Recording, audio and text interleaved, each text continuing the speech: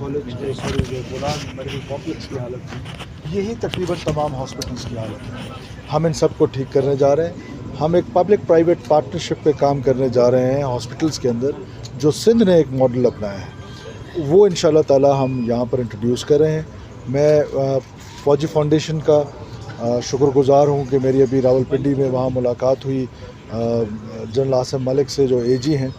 انہوں نے فوجی فاؤنڈیشن کے ذریعے ہمارے 3 ہاسپٹلس چلانے کا گورنمنٹ آف بلوچستان کا کمٹمنٹ کی ہے، جس میں ایک دالبدین میں ہاسپٹل ہے، ایک اواران میں ہاسپٹل ہے جو آلریڈی فوج چلا رہی ہے، لیکن ظاہر ہے وہ ہمیں ہمارے لوگوں کو سکھا بھی رہی ہے ساتھ، اور تیسرا جو ہے وہ سوئی ویلفیئر ہاسپٹل ہے ڈیرہ بگٹی میں.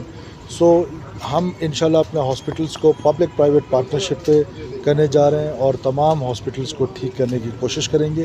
اور اصل مقصد ہمارا یہ ہوگا کہ یہ جو پیسے انویسٹ ہو رہے ہیں، 80 ارب روپے مذاق نہیں ہے اس غریب صوبے کے لیے، تو ہم اس کے جو آؤٹ پٹ ہے وہ بھرپور لینے کی کوشش کریں گے. تو سینار کے فنڈ آپ دوبارہ جاری کریں گے؟ دیکھیں، میں نے آپ سے کہا کہ میرے نالج میں ابھی تک یہ سینار والا نہیں لے کر آئے ہیں. جو ہی یہ آئیں گے، جو کینسر پیشنٹس کی بات جی بالکل، ان کا ایک ایشو آتا ہے، ارریگولرٹیز ہو رہی تھی ان فنڈز میں، جو دوائیوں کے کرپشن ہو رہی تھی ٹو بی آنیسٹ. اب اس کرپشن کو روکنے کے لیے فار دا ٹائم بینگ اس کو روکا گیا، لیکن ود ان نو ڈیز ہم انشاءاللہ دوبارہ اپنے مریضوں تک وہ دوائیاں پہنچائیں. ایسی ایجوکیشن کی بھی یہی صورتحال ہے، بہت سے گھوست ملازمین ہیں اس میں. دیکھیں، ایجوکیشن کی ابھی تک ہم نے وہ نہیں لی، بریفنگز نہیں لی. جو ہی ہم ان کی بریفنگز لیں گے، اس میں کوئی شک نہیں کہ ایجوکیشن میں بھی ہم اتنا ہی بڑا پیسہ پمپ ان کر رہے ہیں، لیکن اس کا آؤٹ پٹ ہمیں کیا آ رہا ہے، کیا ہم اپنے بچوں کو وہ کوالٹی ایجوکیشن دے پا رہے ہیں؟ تو آنسر از نو.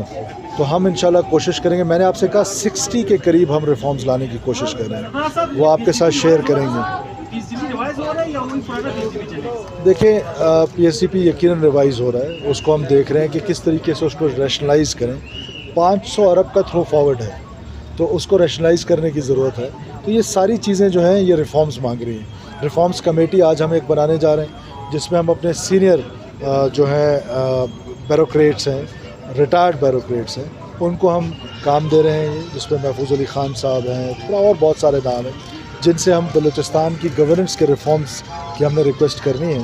وہ انشاءاللہ تعالی ہمیں اگلے کوئی 60 دنوں کے اندر یا 30 دن سے 60 دن کے اندر ہمیں وہ ریفارمز کے لیے تجاویز دیں گے. اب ان تجاویز کو ہم کیبنٹ کے سامنے رکھیں گے، تب تک انشاءاللہ کیبنٹ بھی فارم ہو جائے گی. تو ہم بلوچستان کے ہر ڈپارٹمنٹ کو، ہر چھوٹے سے اور بڑے سے بڑے ڈپارٹمنٹ میں ریفارمز کی بات کر رہے ہیں. ہم چاہ رہے ہیں کہ for once for all governance کی طرف اگر مکمل طور پہ نہ صحیح، ایٹ لیسٹ ہم وہ ٹریک پکڑ لیں کہ ہم ڈیولپمنٹ کی طرف، جو ڈیولپمنٹ جس کا فائدہ بلوچستان کے عام آدمی کو، اس کی طرف جا رہے ہیں. سر، یہ سریاب روڈ کا نقشہ چینج کر دیا گیا ہے. سریاب روڈ جو بن رہا تھا اس کے ساتھ لنک روڈ تھا، لیکن آپ دیکھیں یونیورسٹی سے آگے جو ہے وہ لنک روڈ انہوں نے ختم کر دیا، جبکہ گورنمنٹ نے ان لوگوں کو پیسے بھی دیے جن سے جگہ خریدی ہے. نہیں، یہ آپ کی انفارمیشن درست نہیں ہے. ہم جو سروس روڈ ہے وہ بنائیں گے، لیکن اس میں آپ کو پتہ ہے کہ ان کے لیے بھی میں نے اب کمشنر کوئٹہ کو ٹاسک کیا ہے. ود ان 2 months اس کو میں نے 2 مہینے کا ٹائم دیا ہے. 3 چیزیں اس کو ٹاسک کی ہیں. نمبر 1 از گاربیج. 1.5 لاکھ ٹن گاربیج جو ہے وہ کوئٹہ شہر میں پڑا ہوا ہے. 1.5 لاکھ ٹن وہ گاربیج اس نے اٹھانا ہے.